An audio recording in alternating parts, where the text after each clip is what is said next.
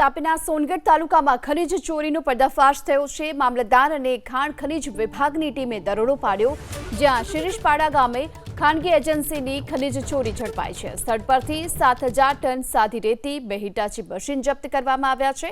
5 ઇનામની સહિત 45 લાખનો મુદ્દામાલ જપ્ત કરાયો છે। સુરતના તુંડી ગામની એજન્સી ખનીજ ચોરી કરતી હોવાનો ઘટસ્ફોટ થયો છે।